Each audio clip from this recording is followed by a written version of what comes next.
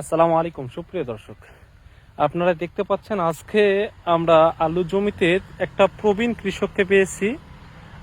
তিনি কিন্তু আমাদের এই এলাকার একজন কৃষক। তিনি কিন্তু প্রবীণ একজন কৃষক। তিনি আজকে আলু জমিতে কিন্তু স্প্রে করতেছে। তেনার সাথে আমরা একটু কথা বলবো। তিনি কিন্তু আমার সমনে দাদা হয়।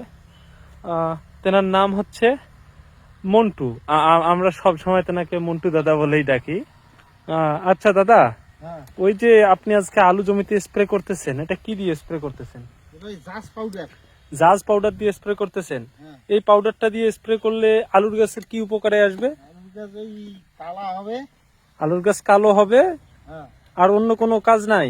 আর পোকা মারার জন্য একটা কি প্লাস দিছে ওরা।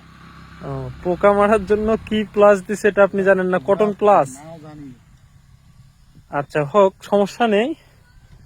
তা আপনি যে এই যে দীর্ঘ কতদিন থেকে এভাবে আপনি চাষাবাদ করেন?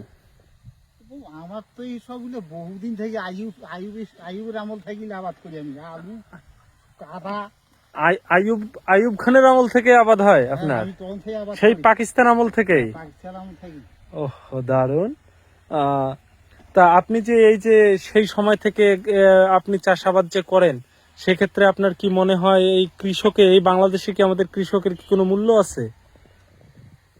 এই ওষুধের মূল্য নাই। ওই যে ওষুধ কিনতে আর ওই যে কিনতে আর কাম শেষ আমার। ঔষধ কিনতে আর সার কিনতে আমার কাম শেষ।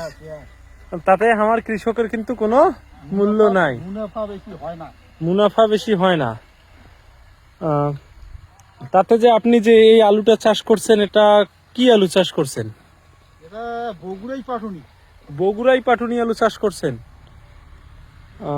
এটা কি আমাদের এলাকায় দেশি আলু বলে না? এটাকে আমার দেশি আলু বলে। দেশি আলু বলি। পক্ষে ভালো এটা। এই আলুটা খাওয়ার পক্ষে কিন্তু অত্যন্ত ভালো। সবাই ভালো থাকবেন, সুস্থ থাকবেন, আমাদের কৃষকদের জন্য দোয়া করবেন। সবাইকে অসংখ্য ধন্যবাদ। আসসালামু আলাইকুম।